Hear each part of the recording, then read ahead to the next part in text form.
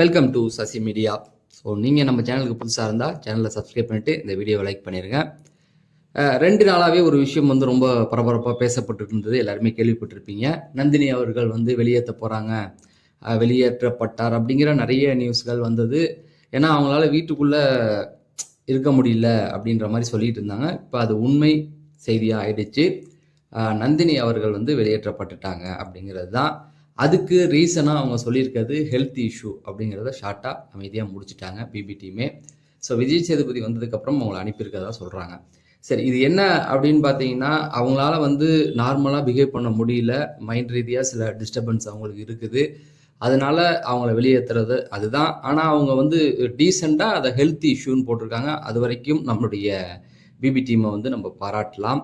So இந்த வாரம் ஃபுல்லாக நீங்கள் பார்த்தீங்க அப்படின்னா, பெரிய கண்டென்ட் அவங்க வழியாக நந்தினி வழியாக வரல அப்படின்னாலும், அன்னைக்கு ஒரு நாள் பார்த்தீங்கன்னா கொஞ்சம் ஒரு சில இடங்களில் அட்ரஸ் பண்ணி சண்டை போட்டிருக்காங்க, ஒரு சில விஷயங்கள் பேசியிருக்காங்க. யார கேள்வி கேட்கணுமோ, இப்போ பார்வதியெல்லாம் டைரெக்டாக அடித்தாங்க. அப்புறமா அன்னைக்கு பேசும்போது நம்ம சவரி கிட்ட கொஞ்சம் ஏஞ்சி போக சொல்லி ஒரு விதமாக கத்துனாங்க. அதுதான். ஏன்னா அந்த பிரச்சனை முடிஞ்சதுக்கப்புறம் அடுத்த நாள் இப்போ நம்ம லைவ்ல பார்க்கும்பொழுது கூட எல்லாருமே இப்போ கனி அவங்க கூட போய் ஒரு குழந்தை மாதிரி அவங்கள பார்த்துக்கிற விதம் இருக்கு இல்லையா? ஏன்னா அவங்க கேம் அதில் பாதிக்கப்படுது. அதனால உட்காந்து பார்த்துக்கிட்டு இருந்தாங்க. அது ஒரு நல்ல மனசுன்னு சொல்லலாம். அடுத்த நாள் சபரி எல்லாமே குரூப்பாக உட்காந்து பேசிகிட்டு இருக்கும்போது கூட அவங்கள ஒரு குழந்தை மாதிரி பார்த்துக்கிறாங்க எல்லாம். பெருசாக இப்போ சபரி கிட்ட சொல்கிறாங்க, அவனுக்கு உனக்கு கத்துனது மனது டிஸ்டர்பன்ஸ் ஆச்சுன்னு சொன்னீங்க அப்படின்னும் போது சபரி சொல்கிறார், நான் அவன் என்னை திட்டலாம் இல்லைப்பா, எனக்கு ஒரு டைம் கொடுங்கன்னு சொல்லி என்னை போக சொன்னான், அதான் வந்தேன். அப்போ உனக்கு மனசுக்கு அது லைட்டாக இருக்க தானே செய்யும் கத்தனா அப்படின்னு. நம்ம வாட்டர் மில்லனை பெரியப்பான்னு கூப்பிட்டாங்க.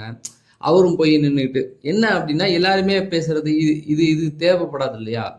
அவங்களுக்கு இப்படி ஒரு இஷ்யூ இருக்குது அப்படின்னு இருந்தால் அவங்க இது மாதிரியான ஷோக்கெலாம் கலந்துக்கக்கூடாது. இதெல்லாம் மைண்டு கேம் வச்சு பண்ணுற இடம். இதுக்கு முன்னாடிலாம் என்னென்ன நடந்தது, ஆரியெல்லாம் என்ன சொல்லுவீங்க, அந்த மாதிரி ஒரு இடத்துக்கு அவங்க வந்துட்டாங்க. அப்படி இருக்கும் பொழுது பிபி டீமும் இன்டர்வியூ வச்சு தான் எடுக்கிறாங்க. ஏன்னா ஃபர்ஸ்ட் வீக்லேயே இவங்களுக்குன்னு ஒரு ஆட் பண்ணுவாங்க, நிறைய விஷயம் இருக்கு இல்லையா? இந்த வாய்ப்புக்காக நிறைய பேர் காத்துக்கிட்டு இருக்காங்க, அதெல்லாம் தாண்டி தான் வராங்க. இப்படி ஒரு பிரச்சனை இருக்கும்போது பாதியில் போகிறது கஷ்டமாக இருந்தாலும் அவங்க இருந்தால் உள்ள ஹவுஸ்மேட்டுக்கும் பார்க்குற மக்களுக்குமே பிரச்சனையாக இருக்கும். அப்படிங்கிறதுனால தான் நல்லா யோசித்து அதையும் இந்த வாட்டி பிபி டீம் அவங்க பண்ண விஷயங்களை ப்ரோமோவில் கொண்டு வராமல் இருந்தது தான். அவங்க முதல் நாள் கத்துனாங்க பாருங்க, அதெல்லாம் ப்ரோமோவில் போட்டால் என்னத்துக்கு ஆயிருக்கும். ஆனால் அவங்க போடாமல் டீசெண்டாக முடிச்சிருக்காங்க அப்படின்னு சொல்லலாம். அது ஒன்று. அதுக்கப்புறமேட்டுக்கு இன்னைக்கு இவங்க வாக் அவுட் ஆகிட்டாங்க அப்படின்னும் பொழுது அடுத்து யாரும் போகலையா அப்படின்னு கேட்டிங்கன்னா, அடுத்து கடைசி டேஞ்சர் பிளேஸில் இருக்கிறது பிரவீன் காந்தி தான். அவர் 38,000 ஓட்டுகள் வாங்கியிருக்காரு. இந்த பக்கம் பார்த்தீங்கன்னா நம்ம கலையரசர் 40,000 ஓட்டுகள் இருக்காங்க. இந்த 2 பேரில் ஒருவர் கன்ஃபார்ம் பண்ணுறாங்க. ஏன்னா கலையரசனை வச்சுக்கலாமா வேணாமான்ற ஒரு யோசனையும் இருக்குது. ஏன்னா பார்வதி கூட இருக்காங்களா, ப்ளஸ் பெரிய கண்டென்ட் அவங்க கொடுக்கறது இல்லை, அவர் கொடுக்க போகிறது இல்லைன்னு தெரிஞ்சு போச்சு. ஏன்னா அவர் குழந்தைங்களை ஸ்கூலில் சேர்க்கணும், என் பேரை சேஞ்ச் பண்ணணும்னு வந்திருக்காரு. இவங்க அவரை எதுக்கு எடுத்திருப்பாங்க அப்படின்னா, ஏதாவது ஃபைட்டு கீட்டு வரும் அப்படி இப்படின்னு. அது வாய்ப்பு இல்லை. இந்த பக்கம் பார்த்தீங்கன்னா பிரவீன் காந்தி ஓரளவுக்கு கண்டென்ட் கொடுத்தாலும் அவராலையும் எந்த யூஸ்ஃபுல்லாக விஷயம் இருக்கு இல்லையா? அதனால இந்த 2த்துல ஏதாவது ஒருத்தவங்களும் கண்டிப்பாக அனுப்பிடுவாங்க அப்படிங்கிற மாதிரியான செய்திகள் வந்துகிட்டு இருக்கு. அதிகபட்சம் பிரவீன் காந்தியை தான் காலி பண்ண பார்ப்பாங்கன்னு நான் நினைக்கிறேன். ஃபர்ஸ்ட் சேவ் அதுதான் எப்போவுமே கமல் சார் இருக்கும்போது அவர் வந்தாருன்னா அந்த சனிக்கிழமை யாரை முதல்ல சேவ் பண்ணுறாரு அப்படிங்கிற ஒரு விஷயம் இருக்கும். அதெல்லாம் போன வாட்டி அதுக்கான கூட்டமே இருக்கும், யாரை சேவ் பண்ணுறாரு அப்படின்னு பார்க்கறதுக்குன்னு. அதெல்லாம் போன வாட்டி விஜய் சேதுபதி எந்த விதத்துலையுமே கண்டுக்கல, தூக்கி போட்டு போயிட்டே இருந்தார். இந்த வாட்டி அதை கொண்டு வருவாங்கன்ற ஒரு நம்பிக்கை இருக்குது. ஏன்னா ஃபஸ்ட்டு எடுத்த உடனே முதல்ல திவாகர் தான் 1,50,000 ஓட்டுகள் வாங்கிட்டார். அவங்களுக்கு முன்னாடி 10,000 ஓட்டில் இருந்த ஆதிரையும் சும்மா சொல்லக்கூடாது, 1,10,000 ஓட்டுகள் வாங்கிட்டாங்க. ஆனால் ஒரு 2 நாள் முன்னாடி வரைக்கும் பார்த்தீங்கன்னா அவங்க தான் லீடிங்கில் போயிட்டு இருந்தாங்க. இப்போ அந்த 2 நாள் பார்த்தீங்கன்னா நம்ம இவர் இருக்காரு பாருங்க, திவாகர், அவர் கண்டென்ட் கொடுத்துக்கிட்டே இருந்தார். அப்போ அவர் 2வது இடத்துல இருந்தாங்க. ஆதிரை எதுவுமே பண்ணல, முதல் இடத்துல இருந்தாங்க. இப்போ வாட்டர் மில்லன் 2வது இடத்துக்கு வந்துட்டாரு, அவர் கண்டென்ட்டே கொடுக்கல. ஃபர்ஸ்ட் இடத்துக்கு வந்துட்டாரு, கண்டென்ட்டே கொடுக்கல. இந்த பக்கம் பார்த்தீங்கன்னா இவங்க கண்டென்ட் தராங்க, அவங்க 2வது இடத்துக்கு வந்துட்டாங்க. அப்படியே மாறி மாறி போகுது. இப்போ ஆதிரை அவர்களுக்கு 2வது பொசிஷன். ஆனால் இது அன்அஃபிஷியல் தானே. அஃபிஷியலில் என்ன நடக்கும் அப்படிங்கிறது அவங்களுக்கு மட்டும்தான் தெரியும். இந்த முதல் சேவ் யார் பண்ண போகிறாங்க. ஆனால் கண்டிப்பாக இந்த 2 பேரில் யாராவது ஒருத்தவங்க தான் இருக்கணும். வேறு யாராவது பண்ணாங்கன்னா எல்லாம் டென்ஷன் ஆயிடுவாங்க. இந்த 2 பேரில் யார் எல்லாருமே திவாகர் பேரை தான் சொல்லுவார் அப்படிங்கிற ஒரு நம்பிக்கை இருக்குது. ஏன்னா திவாகருக்கு ரிலேட்டடாக நிறைய பிரச்சனைகள் இருக்குது.